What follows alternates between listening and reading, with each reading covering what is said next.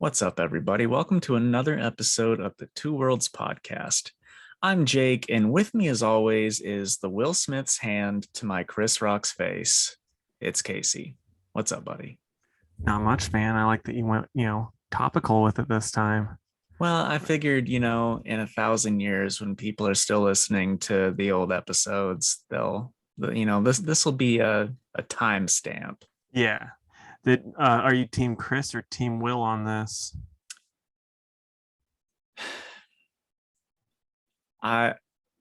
Short answer, Team Chris. Long answer, both of them were probably in the wrong, but Will was out of line. I mean, here's the thing. Chris Rock has made a joke. Which he was paid to do for this event. Exactly. And then Will's like laughing at it. Then he sees Mama Jada, who is 100% the one wearing the pants in the relationship, since she, gets the pipe from other guys. And I don't know what she said to him after that, but he got mad. And then that's when he decided to smack the guy that's 5 inches shorter than him, probably 80 pounds lighter. Not 80, probably 50 pounds lighter. Yeah. It's like, if this guy was the same size as Will would have been like, sorry, Jada. I mean, it should have just, here's what blows my mind. No matter whose side you're on, that was assault. Mm-hmm. And it is mind-blowing to me that he could just go back to his seat, accept his award, and not be escorted out of there. It just goes to show that if you're rich and famous, the laws don't apply to you. and then be the one crying and having to be comforted by Tyler Perry and Denzel Washington. Right. Yeah. I mean, I don't know. I think Chris is hilarious. I think like Chris said, dude, it's a G.I. Jane joke. Yeah. It's like, that joke is so lame though. Like, that's the worst part. It's like not even a good joke to be mad about. Exactly. It's like, this hasn't been a thing since like 20 odd years from now, and yet you're getting upset over it. Yeah. But I think Chris played it very well after it happened. I love that he didn't retaliate or get defensive, and I think tell that makes him look a lot better. You can tell he was like this close to just destroying Will, saying some of the meanest stuff, and he's like, yeah, and he went, he just didn't. I was like, man, I saw a tweet that was like, imagine if Chris Rock were Dave Chappelle, because Dave would have roasted the crap out of him. Well, I mean, have you seen Chappelle? Will wouldn't have done it. Like, that's true. I don't think he would have. Chappelle's gotten a good bit bigger. Like, there's no way Will would have done it. No. It's like he might have gone for Kevin Hart. Kevin Hart small. Right. I know. Yeah. No, I think it's silly. It's like what he said wasn't anywhere like close to what Gervais said several years ago, and he was talking to everybody in the room. So it's like, just fucking do the fake laugh and nod, and then say after the show, hey, that wasn't cool or whatever. Yep. Yeah, be an adult about it. Right. Yeah, be an adult about it. But I saw several articles that said punch. Like, that wasn't a punch. No. That was a light slap. Like, and I mean, I'm crapping on Will Smith for this, but did you see the stupid, idiotic thing Judd Apatow said? Oh, about that he could have murdered him or something like that. He could have killed him. Right. We're okay with this, violence and all this stuff. It's like, dude, you let James Franco do all sorts of violent things to women on set, and yet a slap between two dudes that's like kind of the weeniest slap too. Like, Will afterwards tried to walk it off like he was like a tough guy, but yeah, it's just like, really? And then yet you've been pretty silent about Franco, so what's going on there, bud? Yeah, well, that's his buddy. Yeah. Yeah, I don't know. I mean, I saved this opening for this reason, just so we could get opinions out there. I But I hope we can reuse this one, like, the next Oscar week. We can just like bring it back too. ooh, little callback. Yeah. Yeah, I know, right? But yeah, I was hoping that like one or maybe both of them would have said something at this point, but I don't know that it's gonna happen. Now I think Chris has just deleted his social, like, deactivated social medias for a little bit. Oh, really? That's what I heard. I've not checked or cared enough to. Fair enough. Well, anyway, now that we got current events out of the way, let's jump into the news. I think I've got a couple more than you. You got a lot more than me. I think I only got 3 things. Okay. Let's start with the bad news. And I know you saw this in the notes, but apparently we are getting a Richard Rider Nova series in development from Kevin Feige and the Moon Knight writer. So sorry about what's going to happen, Casey. I mean, it is what it is. It can't be anything worse than what Al Ewing did. So, Yeah, that's true. But is there any part of you that, like, even like the child in the back of your mind that's excited for it? No, like even when I was pretty young, I was like, I don't want them to do a Nova series. I just don't want it. And then now, after like I've said this before, like after the way James Gunn did the Nova Corps terribly, I was like kind of excited. I was like, we won't get it. This is perfect. He's completely ruined these guys. They can't do it. And then they're gonna find a way to retcon the Nova Corps stuff and do it anyway. Yeah. I don't know. Hopefully the showrunner, Moon Knight's not out yet for us to judge, but hopefully it's decent and will give us a little bit more faith, but we'll see. All right.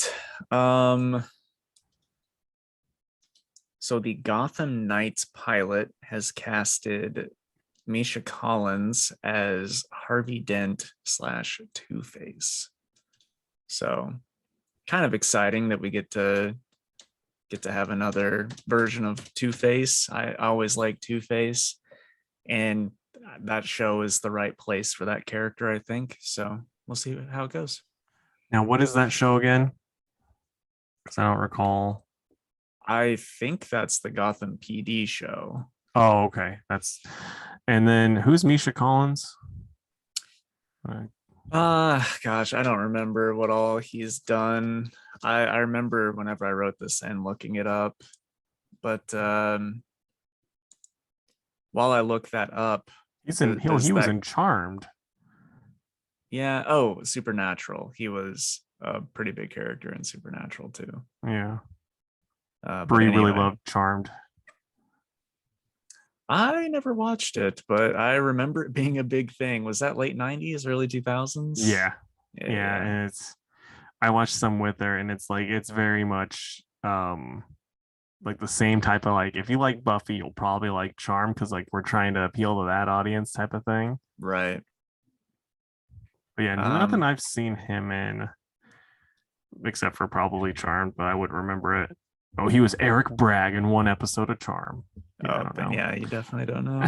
Yeah, I don't know either. The internet seemed to be pretty excited, but the internet, for some reason, like Supernatural. Oh, they love it. Yeah, it's weird. But yeah, any excitement there for you?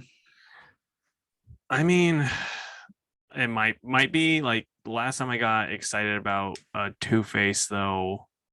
It's like always kind of led me disappointed, like here lately, because it's like anytime he shows up in the comics anymore, I'm like, oh, this is what you're doing with him.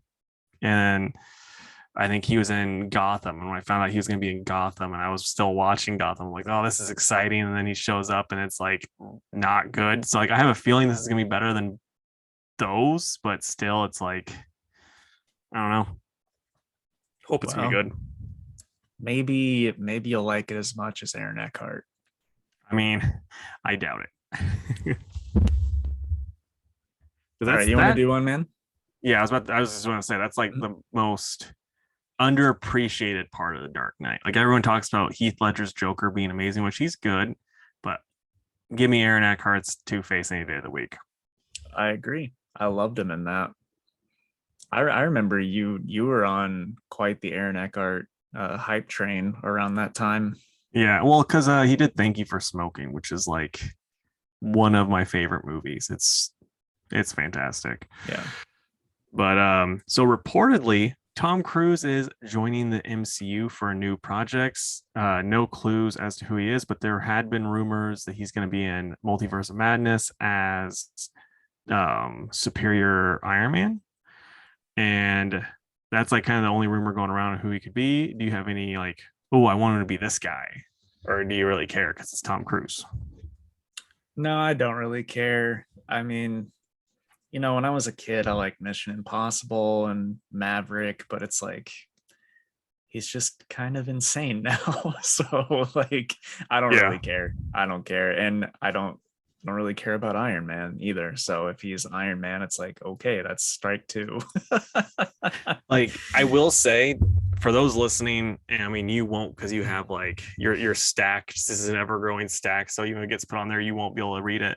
But check out Superior Iron Man. It was actually really, really great. But it just like the only downside to it was like outside of like Tony being the like ultimate douche, is that it just ends. And then Bendis took over. And then Bendis is like, I don't care what happened here. And then he just had Iron Man be a good guy again.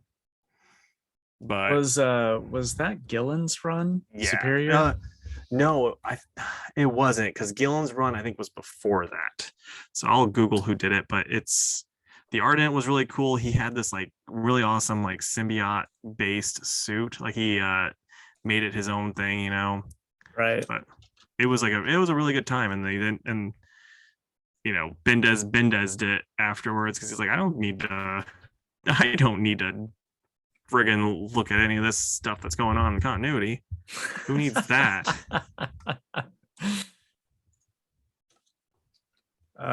Okay. Oh, it was Tommy T, our favorite.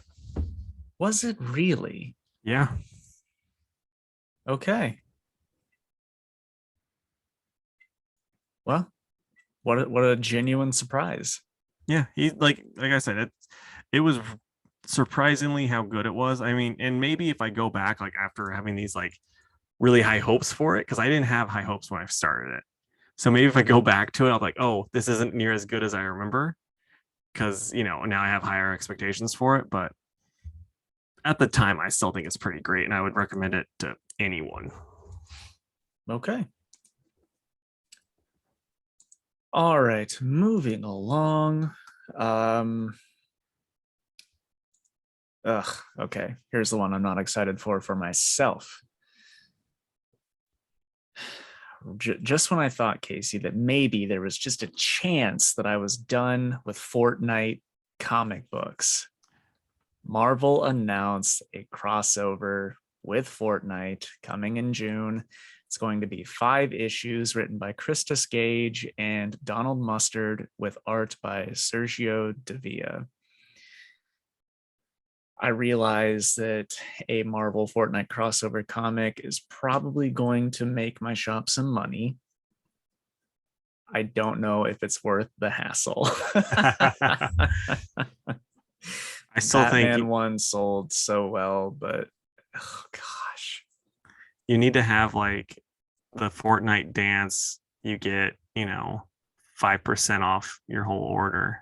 No, because it's all children and they'll all do it. Okay, it's like you have to do the Fortnite dance, but then I have to judge it. And if it's bad, you have to pay extra. And then just tell them all that it's bad. Yeah. But so one thing that's exciting about this, and I'll see what you think about this, is so Fortnite has now crossed over with Batman, and now it's crossing over with the X-Men. So the next big crossover is Batman and the X-Men, because that's how this works. Batman X, Fortnite X, X-Men. That's gonna be the next crossover. X Lego. I mean, I know, right? Ex Naruto, because Naruto was like one of the bigger ones they did recently too. Um, can you imagine though if Marvel and DC were like, all right, we'll cross over for Fortnite. It's Yeah. like, I dude, mean, not for your fans for the last 20 years begging for it, but for Fortnite. yeah, I think that'd be hilarious. I would laugh so hard. I would be one of the books that I would not read, but I'd laugh about. Yeah. And of course, they're doing, scratch codes for in-game items, which is why all the kids want this anyway. Yeah.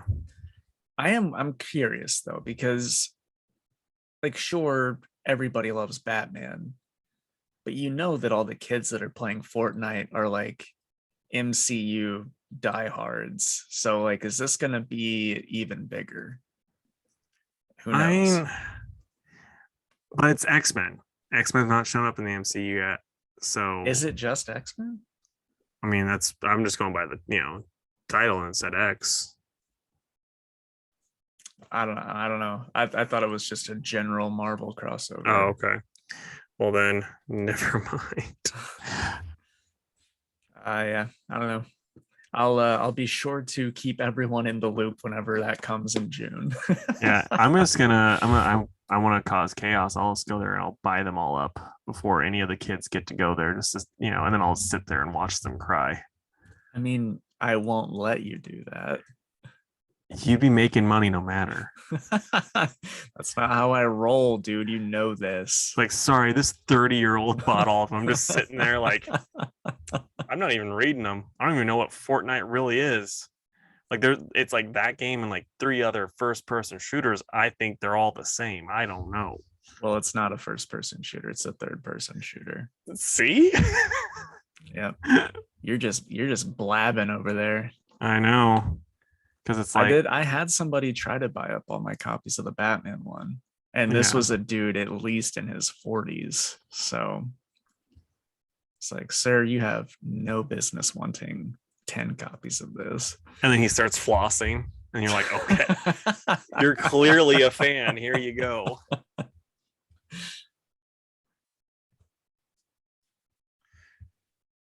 You want me to read another one? Yeah, I think we're both down to 2 now. Okay. So the the GVK sequel we're getting, it's going to be not so much GVK2 like it was kind of first brought up, but it's now what we got like way earlier on. So like this really isn't news, but like people are talking about it again. The working title for the sequel is going to be The Son of Kong. So he's more than likely going to find an egg. The egg will hatch. Then he's got this little something with him that's going to be like, oh, hey, you're my mom, that type of thing. You're my dad. Yeah. Woogie, woogie, woogie. It's just like, let's be like, why is this the only thing that gets to talk? But Adam Wingard, the director of GVK, is going to be directing this too, which it's like probably out of all of the directors of all of the MonsterVerse movies, it's like the worst choice, but whatever. I thought you liked GVK. I like GVK, but I don't think Adam Wingard's that good of a director. I think Michael Dougherty would have been better. I think Jordan Roberts would have been the best choice. Which one did he do? He did Kong Skull Island. Oh, because that's the best movie. King of the Monsters is my favorite, but Skull Island's the best movie of the bunch, and it's like Wingard just did fight scenes really well. Everything else in GVK is like kind of a mess, and a lot of the mess falls on director fault. So, in my opinion, so it's like I don't know about this, right? Especially for a movie that's called Son of Kong, where it's like this sounds like it should be more story based versus just monster fight monster based. So, what if the egg hatches and Godzilla just smashes whatever comes out of it? That would be awesome. And then it's Kong versus Godzilla again. I mean, I'm like, okay, well, this is awesome. I'm all about this. I mean, do you think it could be like another monkey? Or do you think it'll be something different? I think it'd be hard to do another monkey. It could be, Like maybe they'll find one in the Hollow Earth and whatever, but the main problem with that is they're mammals. You can't just be like how like Son of Godzilla, where it was just like, oh hey, look, there's Minya, this weird thing that makes donkey noises every once in a while. That's just a monstrosity. And or like in the Heisei series when baby Godzilla hatched, like eggs work a little bit better than just being like, oh hey, there was a random female monkey that just gave birth, unless like Monarch had a secret pregnant monkey that they were hiding. Is Minya the same as Manila? It's pronounced Minya. Okay, gotcha. Well, maybe this is the first step to a reboot, a Minya reboot. I mean, they try, like I said, they try to do it in the Heisei, and if you look up, so like there's baby Godzilla, and it kind of looks not the best, but then like in the next one, there's like it's like I'm trying to think of the different names. There's like baby, and then Godzilla something. Junior? There's Godzilla Junior. Godzilla Junior's in Destroya, but then Space Godzilla, it was like Godzilla, Little Godzilla maybe. And it's like the cutest darn thing on the planet. It's like Baby Yoda before Baby Yoda was a thing. Just never quite took off the same, huh? I mean, I don't know. It might have in Japan. It was like this was like would have been mid 90s. So, And Space Godzilla looks freaking wild, dude. Yeah. It's one of those things where that's one of the most disappointing movies for me because it's like Space Godzilla looks so cool, but that movie is pretty rough.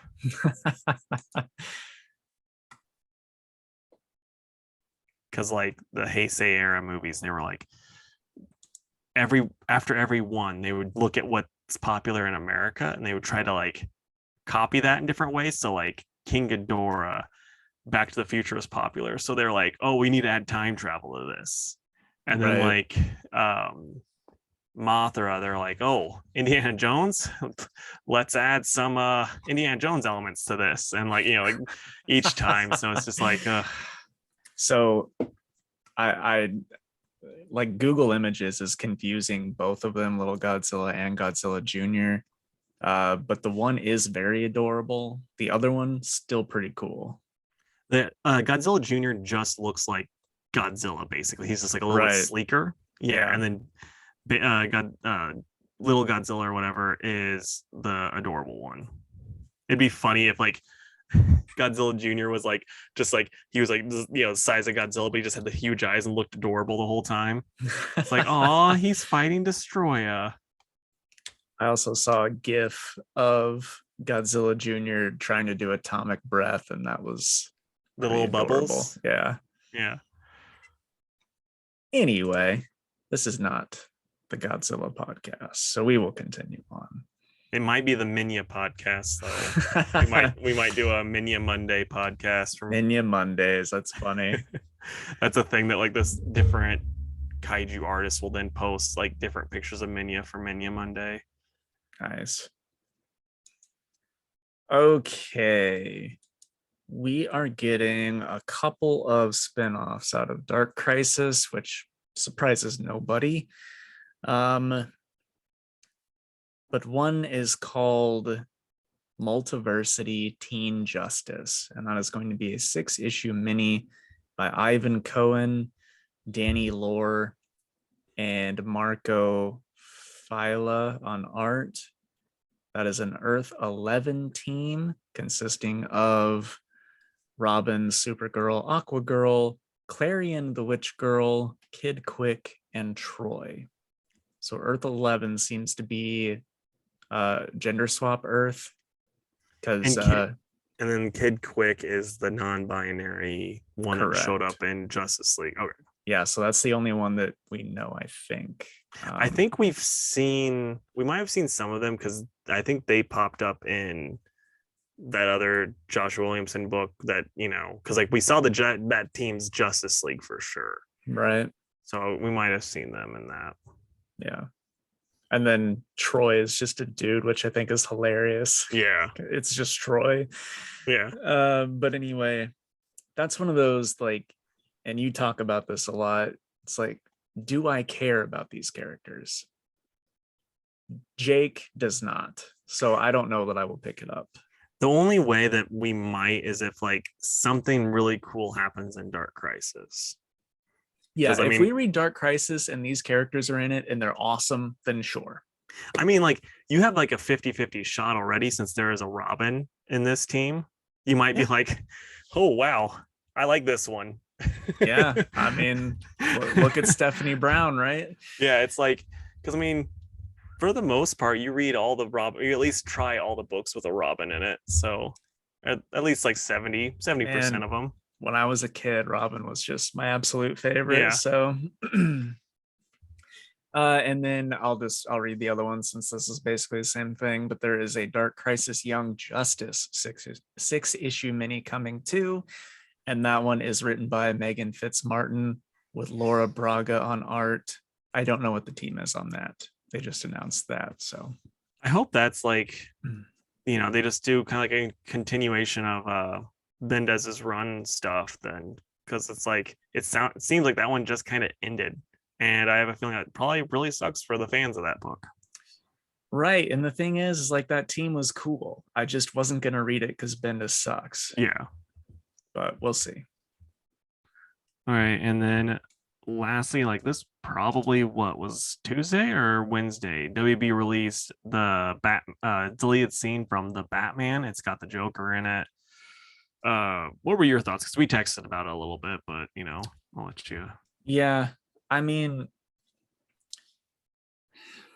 it was kind of neat, I guess. Like it's cool to see a very different version of him where he's just kind of like unsettling to look at.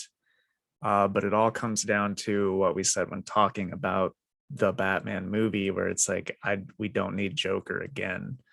So I'm glad that it wasn't in the movie. I wish that the one scene we did get at the end wasn't in the movie, just because we don't need Joker. We need Mad Hatter or Man Bat or Mr. Freeze or like any other character that's either not been done for a while or not been done at all. Yeah, and the more I think about it, like I like the dude's voice, okay. I like, all that stuff, but the Matt Reeves look for this Joker, in my opinion, is about as bad as Jared Leto's look. Both are terrible in different ways, because it's like both don't. I mean, at least with Jared Leto's, he's white. He at least has something Joker related. This one's just like, nah, I'm just real ugly and I laugh a lot. It's like, okay, I guess.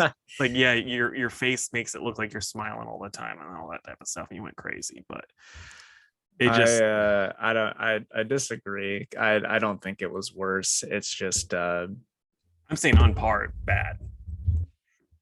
I mean, to each their own. I don't think it was quite as bad as Leto's. I think he sounded like he was trying to do a Heath Ledger impression, kind of. It was just like a little like higher pitched. So, and I told you this when we were texting about it. He was kind of hard to understand. Like I wish I had captions for that scene. Yeah, there weren't any on YouTube, but half the time I like couldn't understand him. So who knows? Yeah, and it was weird. It just kind of gave me vibes of like mid 2000 gritty reboot of a TV show, like they're trying to do. Like there was this one that was they were trying to do like a gritty Mortal Kombat where it was like a police show. I don't know if you remember that.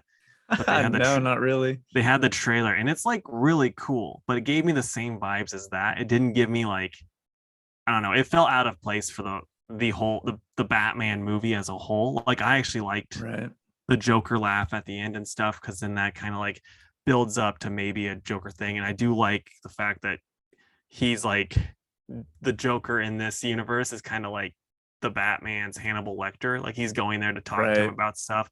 Thought that was neat, but it seemed out of character for Batman to be doing that for the most part, especially, going in there by the book and be like, oh, I'm going to visit my friend Joker, doing it that way is a little odd, but well, and also like it works better in this last season of Titans where Dick Grayson was doing that with Scarecrow, and I don't know if he was in Arkham or Blackgate, but it works better with like the Titans doing it with Scarecrow than Batman doing it with Joker.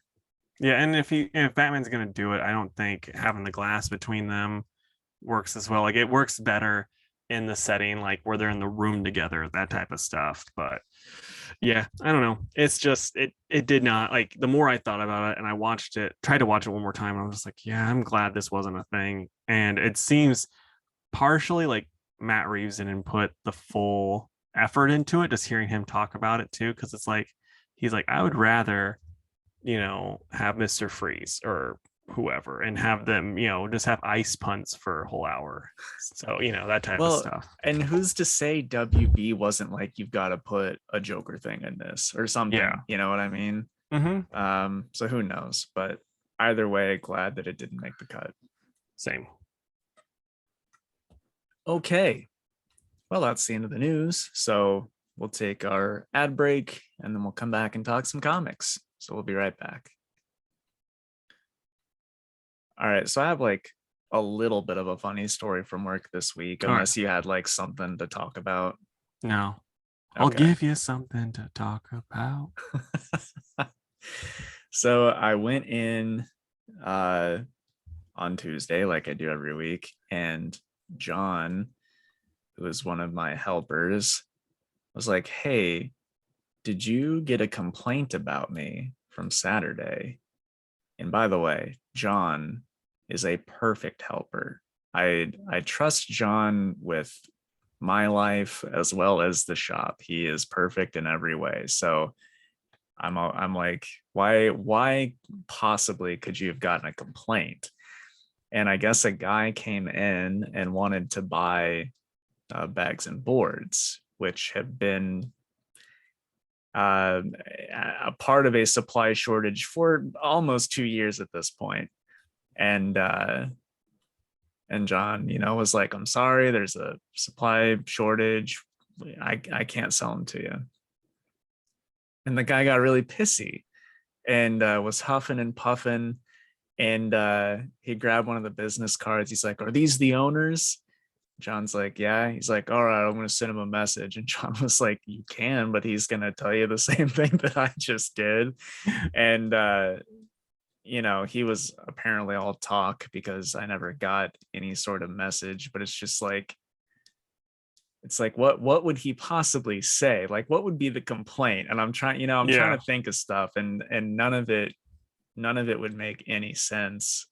But it's just like, dude, we're not doing it to be mean. I can't get him.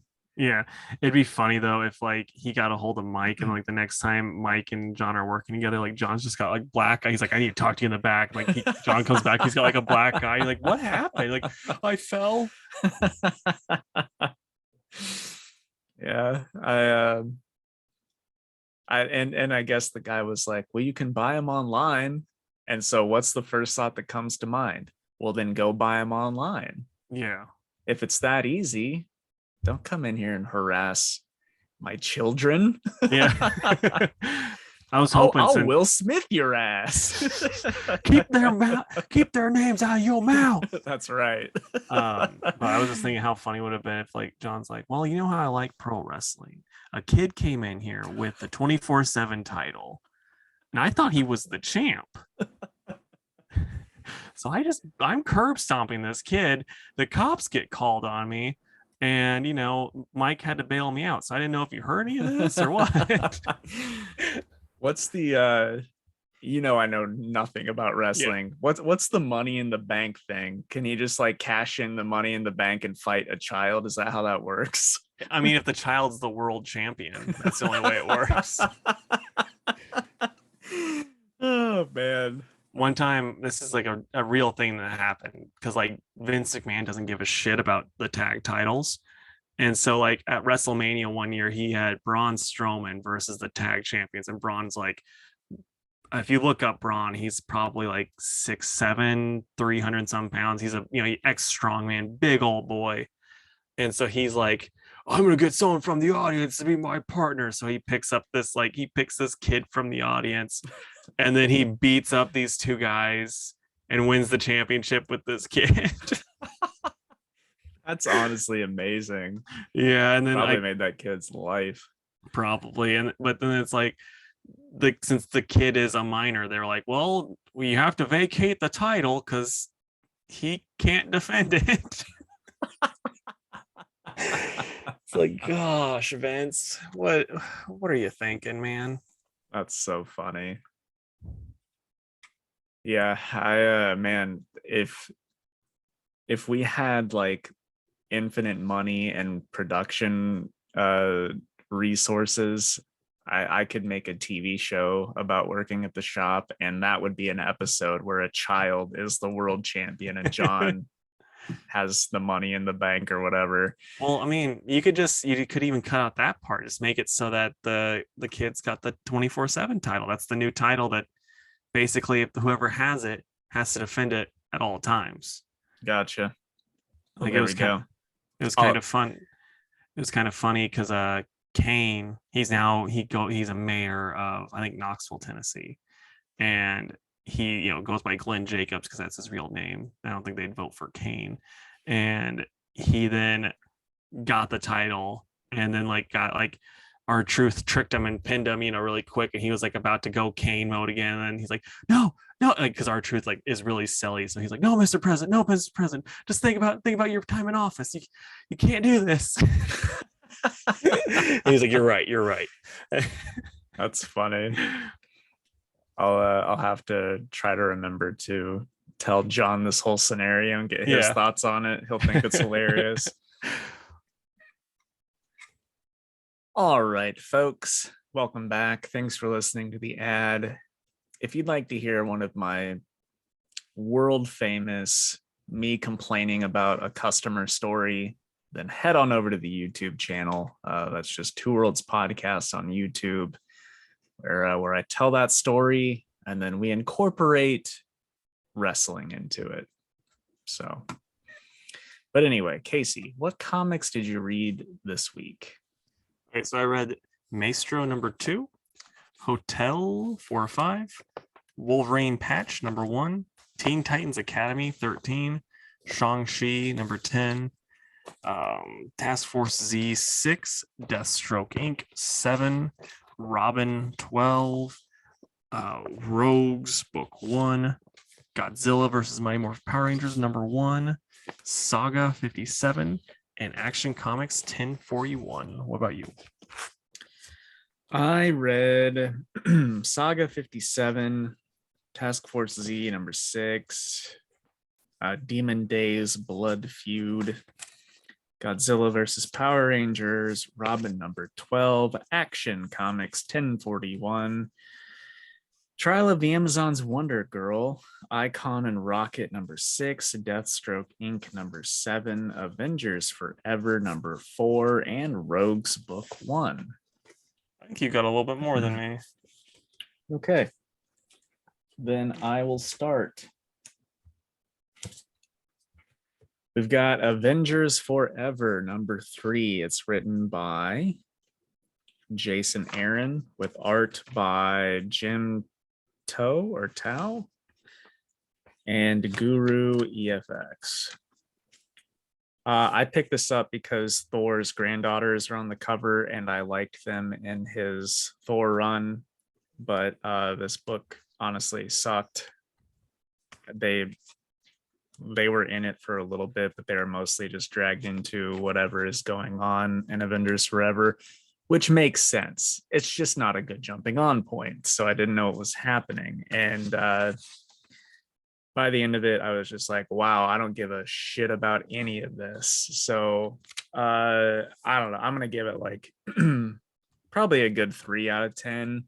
Like, the art was okay, I guess, but I just didn't know what was going on. And I realized that's mostly my fault, but I still didn't enjoy it. So there you go. Gotcha, man. All right, so I'll start with The Maestro #2, and this is by Peter David and Herman Peralta on the art. And we talked about this before it started. Marvel books, at least two of mine, Shang-Chi is also this way, and your Avengers one, right? Yep. They're very flimsy. Like, I don't know, it's just it feels like they could fall apart at any minute. Like the paper quality is just not very good this weekend. It's Do you tissue have, paper. It's yeah, straight up tissue paper. It's yeah. Do you know why at all? Marvel said that it was because of just paper shortage. So they were sacrificing paper quality to put comics out on time. Now, does that mean that they were cheaper? Absolutely not. Yeah, that's Which what I was about to is say. crap. It's Like, I mean, dude, we'll wait another week or two if these things don't just fall apart in our hands. yeah, I'm gonna do this comparison again. So Saga, it's a hardy book. It's very just it feels like it's made from premium paper and whatnot. 2.99. This it feels like it's made from, again, like tissue paper, 3.99. I don't even think we get more story in this, but this was good. The art, I love the art in this series. You get future Namer versus Maestro and his kids against Maestro, and yeah, it's wild. And Abomination shows up and and then like it has a fun little end with Doctor Doom and whatnot, and like we know how this series ends, but it's a heck of a fun ride. So I really, really like this. I liked a lot of the stuff I read this week. So, this isn't going to be too big of a surprise, but I'm going to say 8.5 out of 10. I really, really enjoyed it. There's times where like Peter David does this a lot where he falls in love with his dialogue. And there's times where it's just not necessary to have that much dialogue for your book. You can show, not tell, like trust your artist a little bit more, that type of stuff. Other than that, it was really, really good. Good. I'm glad that it's holding up for you. Okay, Icon and Rocket, number 6. It's written by Reginald Hudland and Leon Chills with art by Doug Braithwaite. So yeah, this is the final issue of this season 1, or this arc, I suppose. And it's just Static and Icon and Rocket versus this ancient alien assassin that's trying to kill Icon. It was pretty cool. I mean, the fights were good and all that. It's just, I absolutely hate how these guys write Static. I mean, it's just, he's a totally different character than in his own book, and it's just really bad in this.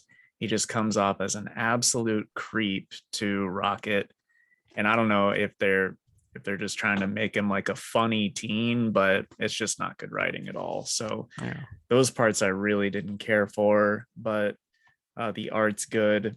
There's some good character development with Icon. But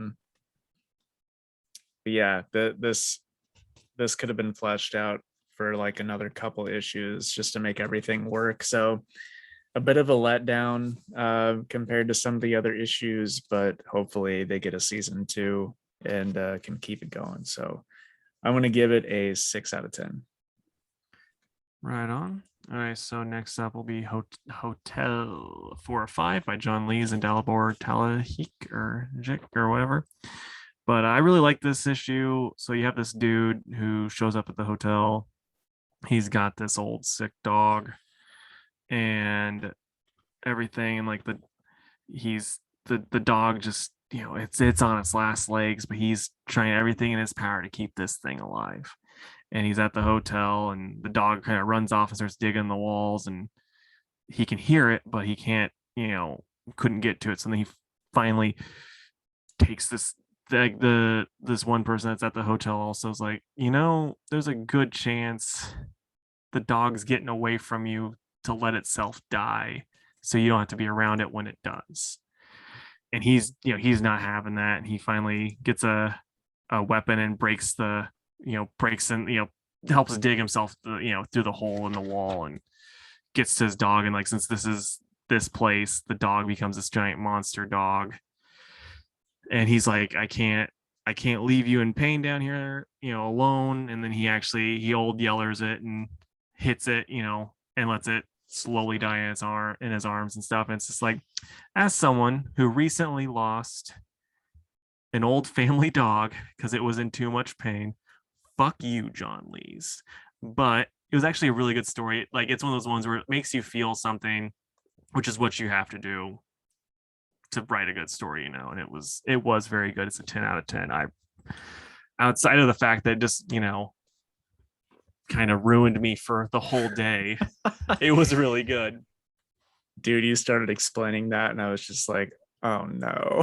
Yeah.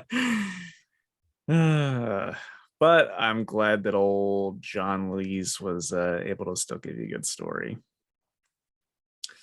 Okay, next for me is going to be the Trial of the Amazons Wonder Girl #1. And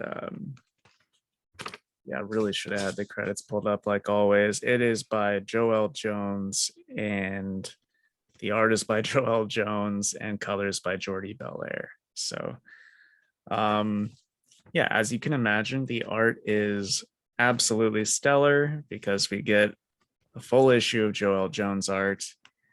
But really the full issue is just kind of crap, I'm blanking. Who's the blonde Wonder Girl? Cassie? Yep. Trying to figure out who killed Nubia. And then we get a little bit of background info on the Escocita tribe, which is the one that Yara Flor is a part of. So like, it's neat and stuff. It ends in the same spot that the Wonder Woman issue ended, where all the champions are chosen and whatnot. So I mean, this was just completely filler that isn't that necessary to the story overall. But man, it is hard to argue with that art, and I like a good mythology type background on the tribe. So I'm going to give it a 7. Just wish it had been a little bit better. Right on. All right, so Wolverine Patch by Larry Hama and where's his name? See, I'm pulling a Jake. I was like, oh, I know where it's at. Oh, there it is. Andrea De Vito on the art. I'm not super hot on the art. It's just so. And the story, with this, you have Wolverine Patch jumping down. He's fighting some stuff. It's a very old school Wolverine story, which is nice actually. It's another one of those things like the Peter David story where it's like, you didn't need to write pages and pages of Wolverine dialogue. That just seems like a little much.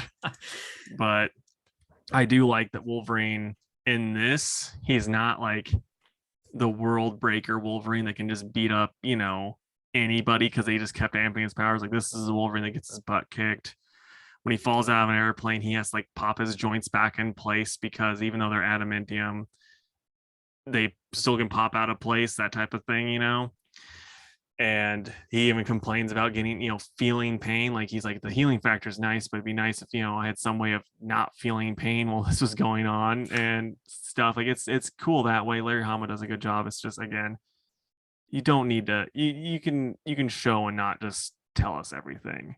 So I'm at about probably a 7 for this. And it's like, it's one of those things where for this type of story, it has to be really good, or I have to have like a really good connection to Patch. I don't really have that. I just like Wolverine, and it's probably not good enough for me to keep reading. Like, I'm not stuck being like, oh, I need to know what happens to Patch. It's like, I'm sure he's going to be fine.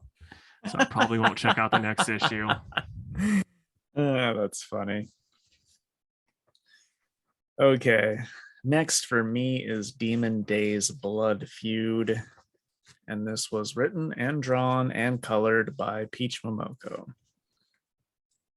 And this is like the finale of this Demon Days stuff.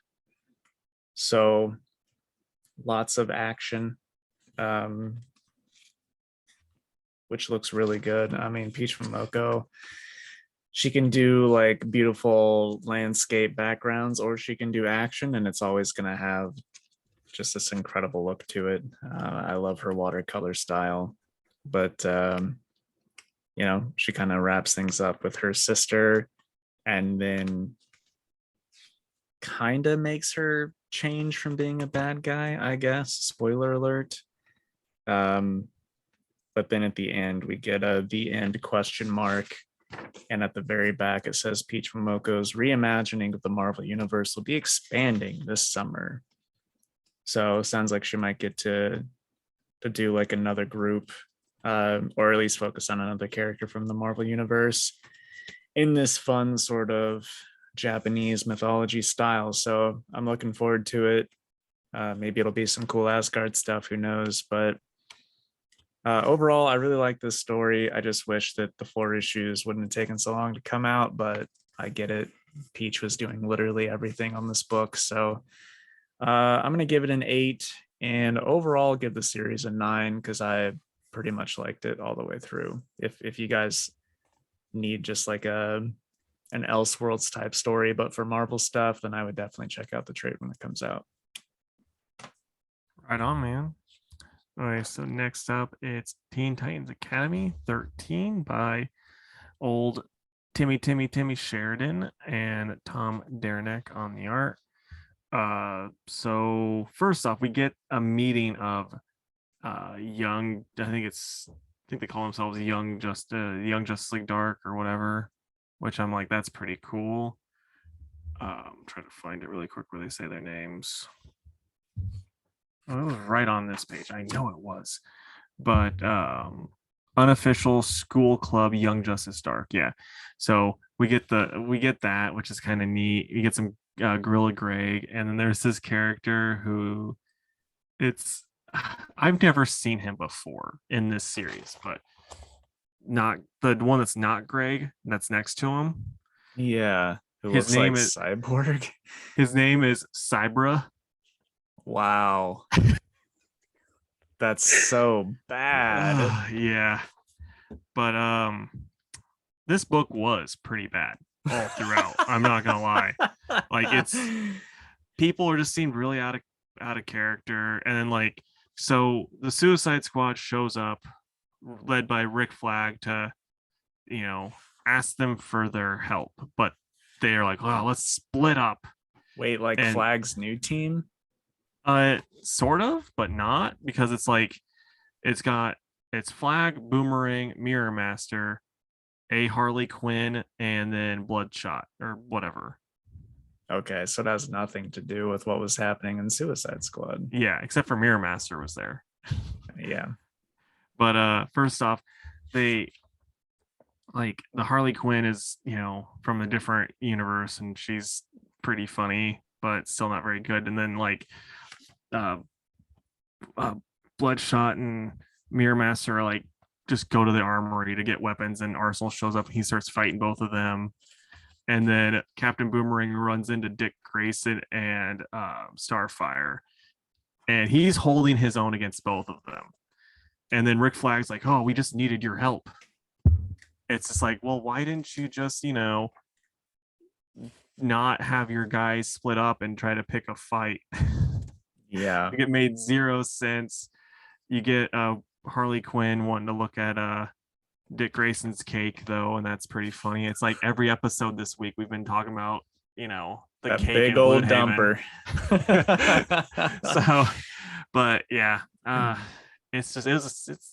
about done with Teen Titans. It's like at the end of right after Shazam, like at the last issue of Shazam, it's just been downhill for Timmy Shares, and it just keeps going. I mean, the book's canceled after this event, along with Suicide Squad. So, oh, really? They're probably gonna bring it back, though. It's probably one of those that, because it's like Suicide Squad will not stay away anymore, so I know that's coming back for sure. Yeah, but yeah, I don't know. I'm just it's been a letdown. He started off so strong, so yeah, I'm at about probably a 3 for this. I'm hoping Gorilla Greg gets his own spin-off series, though. I would read a 4-issue of him for sure. 4-issue, more like 400 issue. All right, I've just got our mutuals. Oh, so I have Shang-Chi really quick. I apologize. I lied. Yeah, I had one more than you. Jean Lewin Yang and Marcus Toe doing it. This was a pretty solid one. You have them, like, it shows the sister from, the bad sister, and she's being attacked by the monsters too. And she fends them off, and they save her, and they're all kind of getting the whole group together. They break his brother out of prison and whatnot. It's good. I like it. It's a fun time. Just solid. Like, the last issue wasn't very good in comparison to everything else that's been out from this arc, and this one's actually back to being good. And so I'm probably giving it 8 out of 10. Nice. All right, man. I will. I'll let you choose the order for our last one. Okay. Well, this is gonna be hard because I liked most of these. Let's start with Task Force Z. Then we can go Deathstroke Inc., Robin, Rogues, Action, Saga, Godzilla. Okay. Speaking of Godzilla, really quick, it's not in the email, but is that new Godzilla book coming out this week? Because I thought it was supposed to. Maybe it's next month, but I thought it was supposed to. Which one? It's Godzilla Rivals. Is it the Ghidorah one? Yeah. It's not yet. Like, I remember doing that on the FOC within the last month, so it'll be within the next couple weeks. But I know I didn't miss it. All right, so we've got Task Force Z number 6, and it's written by Matthew Rosenberg with art by Jack Herbert. And Casey, I will ask your thoughts. I liked it okay. I thought the Batman stuff was pretty fun, like when he stopped. But this, I didn't love it though. I like the end, how they're kind of doing the whole, kind of twist, whatnot. And Bane fighting KG Beast was a lot of fun. What about you, man? Yeah, I mean, that's how I feel about it too. Like, this is maybe the weakest issue, but I mean, it was still like a totally fine read. Like, this being the weakest doesn't mean it was bad, because the series overall has been really wonderful. But yeah, the fights with Bane and KG Beast and like the freeze stuff was all pretty fun. And I don't know, I feel like in a series like this, you got to have like 1 or 2 issues where it's just like some information. Otherwise it just gets to be too dumb, Yeah. So it's whatever. I still enjoyed it. We still get Mr. Bloom stuff, which is always my favorite part of the book. So yeah, when are you gonna cosplay as Mr. Bloom? well, I don't really look like Slender Man, so I don't know that. Well, no, you just have to watch your diet and just go that way, go that route. I actually think it would be a pretty cool cosplay. Yeah, you just gotta drop about what, 80 pounds maybe. Well, I'm not gonna go Christian Bale and the Machinist or whatever, but oh man, I think the toughest part would be the mask. Like, how could you do that mask and still see through it? I mean, you just pay someone on Etsy to make it for you, I guess. True, but call back to your question about costumes you could do with the mask on, Mr. Bloom. There you go. Except now, except at C2E2, they were like, you still have to wear your mask on the outside of your mask. Yeah, like that doesn't make any sense. It sure doesn't. But anyway, I will probably give this like a 6.5. Yeah, I was about at a 6 with it too. It was fine. But Deathstroke Inc. number 7, and this is by Joshua Williamson and artist that I don't have the name of right here. Steven Segovia. Yeah, that. I liked it. This book a whole lot though. I thought it was very, very good. I had cooled on this book a lot.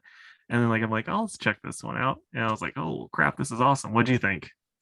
Yeah, I liked it a lot. Like I told you before the show, I picked it up because I realized that this was an issue where we find the identity of Respawn, and that sure didn't disappoint. That got No. me more hyped. So very excited for that, and can't wait to see where it goes. But it's like, is it going to continue in Robin or is it going to continue here? I mean, it's going to continue in the Shadow War. Well, yeah, that's true. Which the alpha's out next week, so maybe we'll get some more there. But yeah, I like this a lot. It was way better than the regular Deathstroking stuff that I was reading early on. Yeah, my main problem with it, and I don't know if you'll agree, but it's like Deathstroke being just like, oh, my baby. Yeah. Like that's the only downside is like he was so quick just to be like, I'm like my clock has been ticking and now I got a son again. So I'm so happy. Right. And this one talks. Much better than the last one. My old defective one. But where you at with this one, man? Man, probably like an 8.5. Yeah, I'm gonna go with a 9. I liked it. I liked it a good deal. The art was really solid in it too, and it was just, I think it was just because I was surprised because, like I said, I was pretty cold on this series. Yeah. No, I mean, you were still reading it up to this point, right? I didn't read the last issue. Oh, okay. I only picked this one up because I knew it was gonna be the start of the event that I was pretty excited about. Right. Oh, also look at the variant that I picked up. Oh no, that is awesome, man. Yeah. I like how Williamson writes Ravager. He makes her a really good character. Big time. Plus any knockoff of Deathstroke's costume looks cool too. Yeah. And it's nice that with the with Ravager, like Jeff Johns wrote her, and that's like I'm pretty sure how she was introduced was in Teen Titans when he was writing her, and like I liked her in that series, but boy, if you ever want to read something that just screams angst and edgy and all that, that's a good one to read. Really, a mid 2000s Teen Titans run by Jeff Johns? That doesn't sound right. Yeah, and that's the same book that had, I think, Marvin, like Marvin and Wendy from the Super Friends, that had those two in there, and Marvin got ate by their dog. That's that same series. Oh, okay. Yeah. All right. Moving along, we've got Robin number 12. It's written by Joshua Williamson with art by Roger Cruz. And I like this one quite a bit, honestly. How'd you feel about it? I like it too, but the pomp and circumstance of him like showing up to Alfred's grave just to smash the vial. It's like you didn't have to do all that. You were just trying to get whoever was watching you's hopes up. Right. I know. It was a big tease. And like, I mean, we kind of knew they weren't going to bring Alfred back, but we sure wanted it to happen. And it still could. It's just the way they went about it, though. It just didn't, like, that was the only part of it that didn't work for me. Everything else, I would say, is awesome. It's just having it be like focused around him, like, oh, he's going to bring him back. And then it's just like, psych to just the readers, so like, yeah. Right. Well, I mean, I just think that them making it a point to show the resin still trickling down into the ground is like, yeah, still could. Also, what'd you think of old Flatline pulling a fast one on Robin? I mean, that was a really good surprise, and I mean, she's gonna be very torn about it. Like, I mean, I would be shocked if she's just like, "Nah, I'm evil to the core," bah, bah, bah, bah, bah, But so like that's really cool because I didn't see that coming. And sorry, no, and so that, I mean, I'm pretty hyped about it, honestly. See where that goes. Where I hope it doesn't go is that when Robin inevitably finds out he doesn't take 2 steps back with his like character development. You know what I Yeah. mean? Where he's just like, oh, everyone sucks, I'm gonna be angry again. It's like, no, keep this going. You're becoming such a full character now. Yeah. That's the best part about this Williamson run is like the amount of character development he's given Damian. It's just been like, boy, this has been needed because you've just been a little angsty boy for too long, bud. Yeah. That's like the main problem with Monkey Prince, that book, because it's just like this Damian seems like Damian of like 10 years ago. Yeah. But where you at with this one? Did we do that? No, we didn't do that. No. Probably, I think I'll be higher than you. I'm probably like a 9. I really liked it. I really liked it too, and I'm at about a 9 too. It would have been a 10 had it not been for like the one plot point where it's like, this is literally just for us readers. Yeah. Yeah, fair enough. Okay, so next up it is Rogues Book 1, and this is written by Josh Williamson and drawn by Leo Max. Now, just curious what your opinion is on this, man. See if we're agreeing on this. I kind of loved it. Just kind of? No, I really loved it. Okay, I was gonna say, I was like, dang, where'd the kind of come from? No, I loved it a lot, and by the end of it, dude, I was like, I cannot wait for this next issue. Yeah.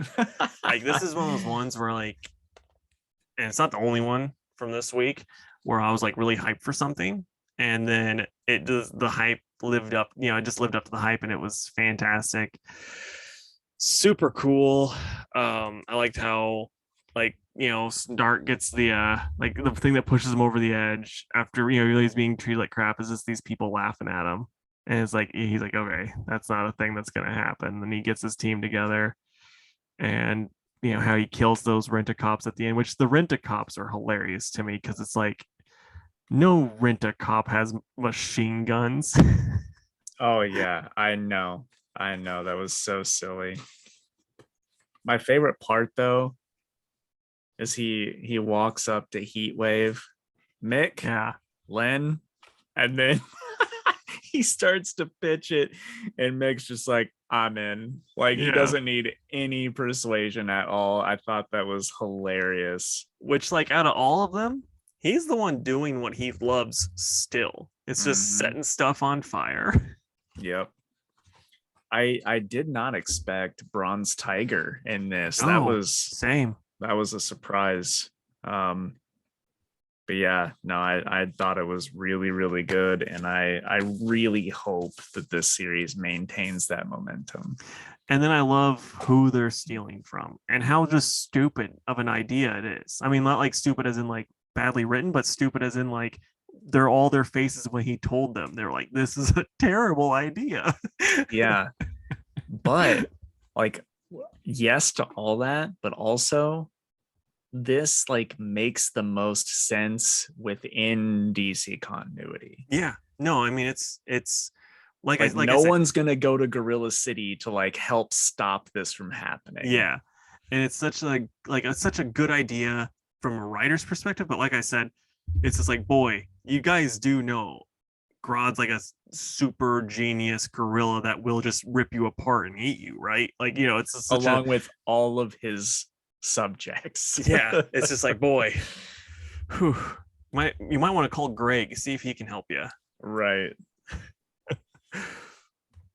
So yeah, that one's gonna get a 10 from me. Same here, man. Good. I'm glad that we both loved it. Yeah, it was. I was like, I knew it was gonna be good, but I wasn't sure if it was gonna be that good, and I was I'm glad it was. Yeah, if you guys were like, I don't know what this is, or I don't know if I want to get it, if you like a heist, like a cool heist story, but featuring DC Comics villains, like you have to pick this up. For sure. All right. And then next we've got Action Comics number 1041. And this is written by Philip Kennedy Johnson with art by Dale Eaglesham and Will Conrad.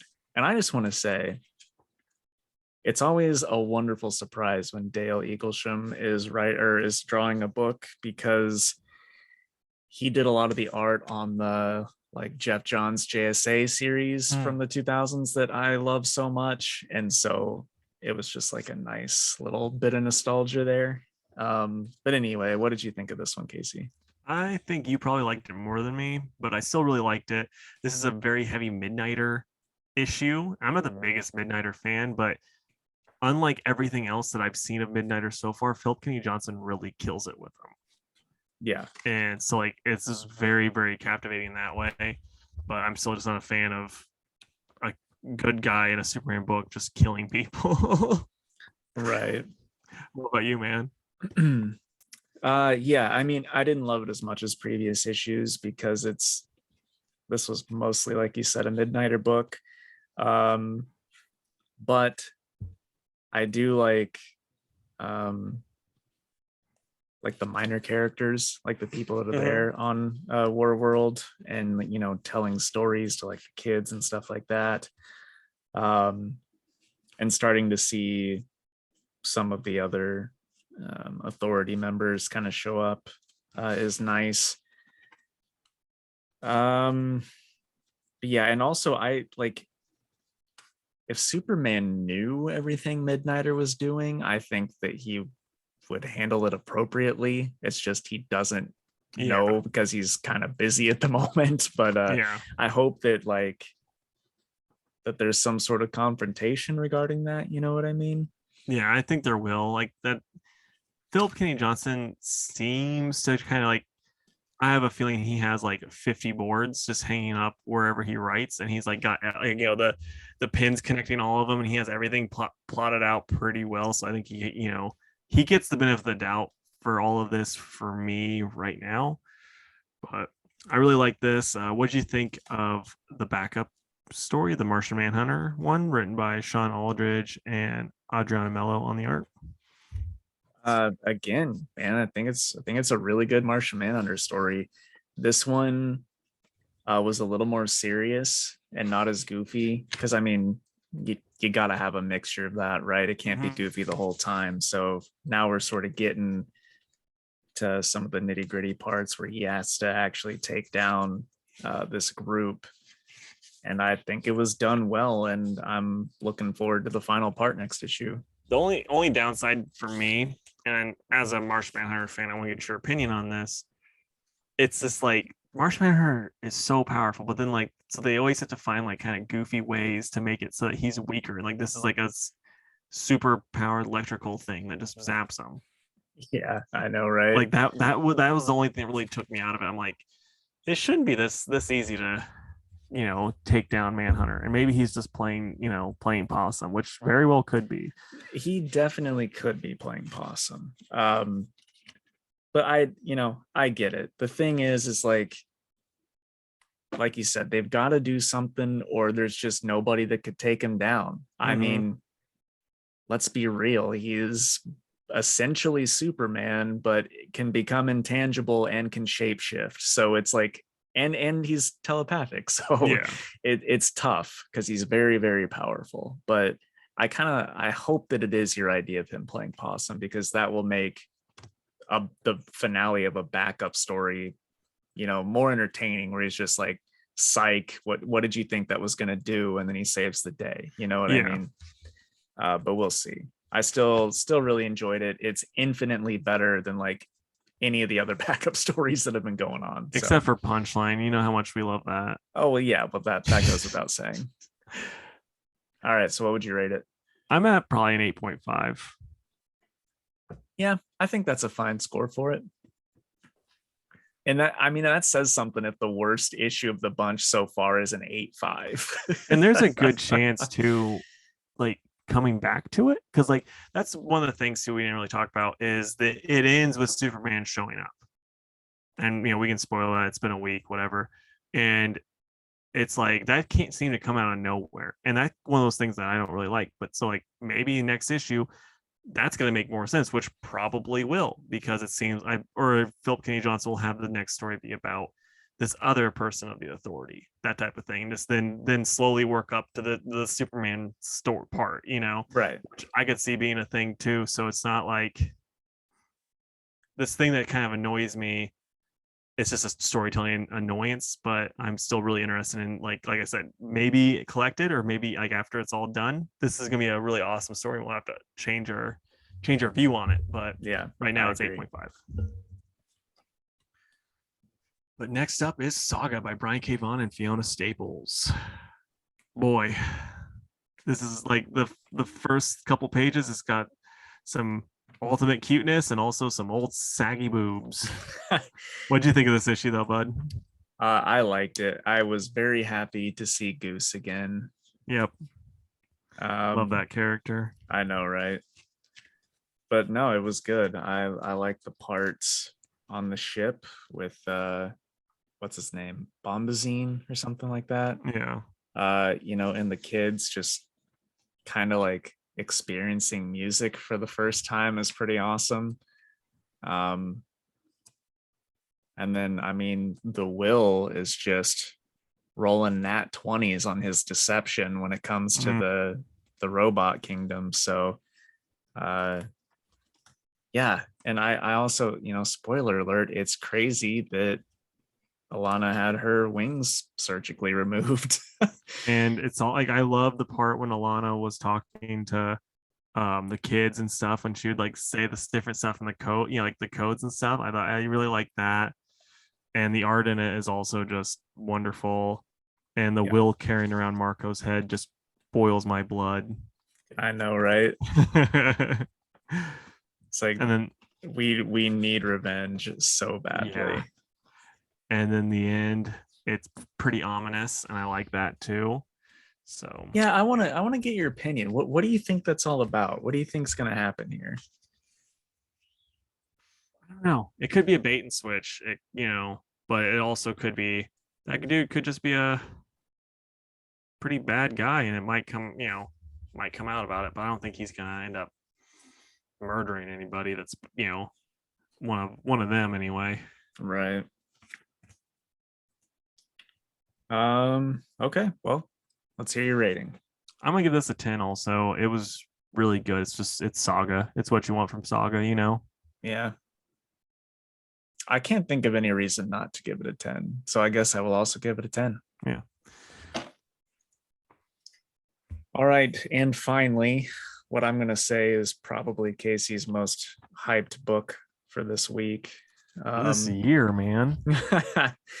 Godzilla versus the Mighty Morphin Power Rangers #1, written by Cullen Bunn with art by Freddie Williams.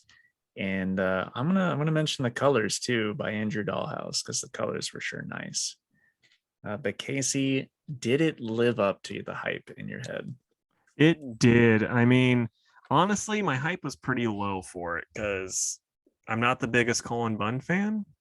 So I was like, oh, I don't know if I'm gonna like this. But then I was like, oh, guess what? I do. This is awesome. So dumb, so much fun. Like the only real thing that annoys me, and this is like just some stupid Godzilla nerd stuff, but it shows up Godzilla's fighting Megalon, and Megalon's supposed to be controlled by the Zillions. Megalon is not controlled by the Zillions. He's controlled by the people at the center of the earth. Whatever their names are, I'm blanking on it. But he's controlled by them. He's their god. The black hole people teamed up with them and let them borrow Gigan to help them beat Jet Jaguar. Zillions had nothing to do with them. Come on, Cullen Bunn. It's like he doesn't even watch the movies. It's like this might even be a different continuity. Oh. I will say, like, you could pick several pages from this to be like the best one. But dude, just a mix of the art and the colors. I absolutely loved this page where the Rangers like all show up at the end. Yeah, I mean, it is just gorgeous. That's good, but it doesn't have Godzilla in it, so it's not my favorite. Is yours the one where he's squaring off against I'm blanking on who you just said it was. Oh, Megalon? Yeah, Megalon. That one's pretty solid. I mean, just really like the stuff with the Dragon Zord though is just so friggin' cool. And it's like, oh yeah, this is stuff that I did as a kid because we had, I don't think we had the Dragon Sword. We might have had the Dragon Sword. I don't remember. But whatever Power Rangers I had and Voltron I had would fight Godzilla.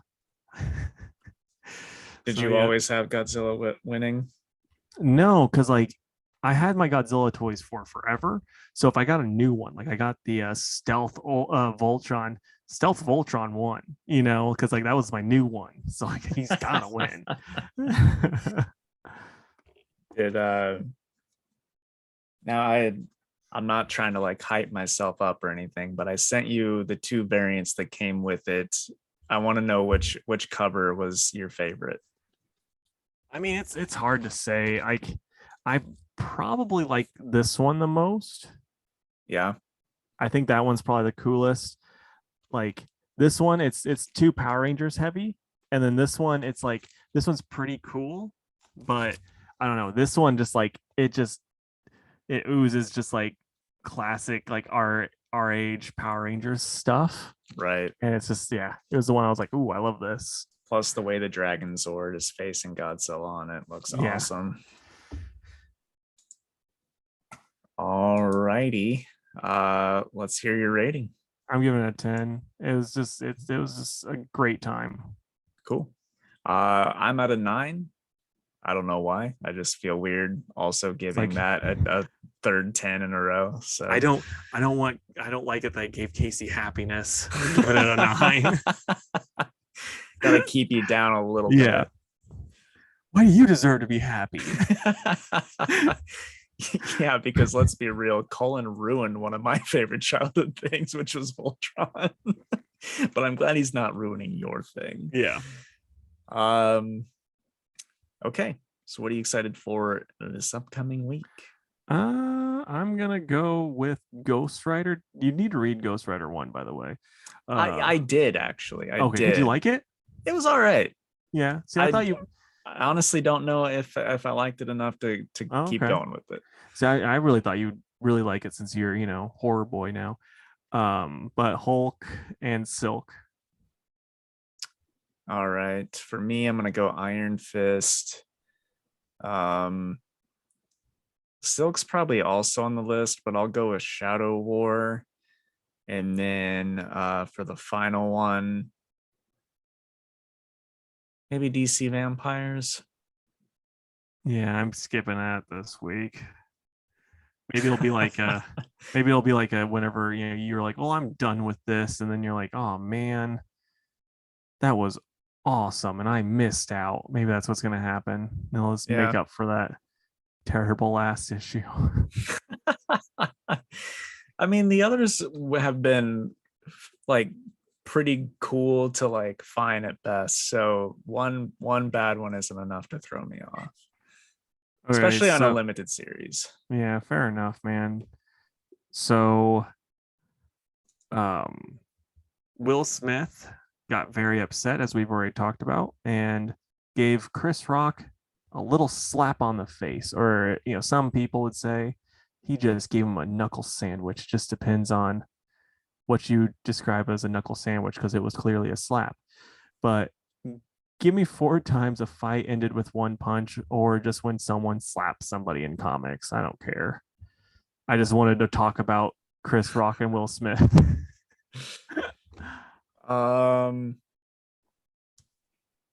Yeah, I didn't have 4.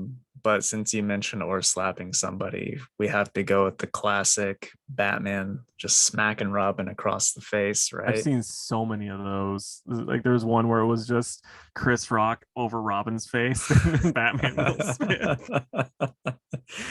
But the 2 real ones that come to mind, one is from the JMS Olivier Coipel Thor run, where it's Thor versus Iron Man. And I know I've talked about that before, but the short version is Thor comes back from the dead and Iron Man approaches him and is like, you have to register your name for the government. And Thor just whoops his butt like big time. It's not even close. And then makes him like walk back to New York, which I'm sure he got picked up or whatever. But it was one of the coolest fights ever, and it was totally one-sided, so I think that counts. And then the one that truly fits this question, Casey, and I'm sure you thought of it too while coming up with this question. Oh yeah, when I wrote it out, when I said one punch, that's exactly, you knew where my brain was going. Yeah. It comes from one of the greatest comics ever written, which is Justice League International, where Batman absolutely one punches Guy Gardner and knocks him out. And all it takes is that one punch. And that has been brought up in many comics. Many like cartoons have referenced that. It's a huge moment in DC Comics history because of all those reasons. And I think it's the obvious choice for this question. Yeah, for sure. And then I'll include that in mine. And then I'll also go with, so we'll go the smacking route. I think there was one time when Dick and Bruce were talking back and forth, and Bruce just backhanded Dick, and this is like an older version of both of them, like when he was Nightwing level Dick Grayson, and then that just had people posting the meme, the other meme then after that, because it was funny. And then I'll go with one time in the Hercules comic, Ares bonked Wonder Man over the head with one shot, knocked him out. And then he was like, since Wonder Man's also a celebrity that's also a heartthrob, he like told this lady, he's like, hey, you can take as many pictures with him as you want and stay with him. You let me have your car. And she's like, okay. And then he drove off in the car, and she's like, has the heart in her eyes and stuff. And then the last one is another smack one. And it is, you can stop me when you know what it is. It's between Yellow Jacket. Okay, we why did you have to bring that one up? Dude, even before you said Yellow Jacket, I was like, I know exactly what he's gonna say. It's like he's a terrible person. I know what he's gonna do. But I mean, hey, the theme of the show is domestic violence. Apparently, that's gonna be the title. Theme of the show: domestic violence. But for those that don't know, Casey, just give the short, non-graphic version of what happened. Basically, honestly, there was a miscommunication between writer and artist, because it was supposed to be he just kind of swats this Wasp and Yellow Jacket, and Yellow Jacket's supposed to, like, he's very upset and he's kind of like swats her away. And then that turns to the artist going, he gives her a big old backhand and just whoop. Yeah. And that was a while ago, and he still hasn't lived it down. Nope. All right. Well, hey, I think that's the end of this violence-filled episode. So the slap-isode. The slap-isode. So we'll go through the closing plugs. If you guys would, please go to facebook.com/2worldspodcast and give our page a like. You can also find us on Twitter at 2_worlds_PC and on Instagram at 2worldspod. You can email us at 2worldspodcast@gmail.com. And also, if you would, please go to our YouTube channel and subscribe. That is just 2 Worlds Podcast on YouTube. And leave us a comment. Tell us the time you slapped somebody.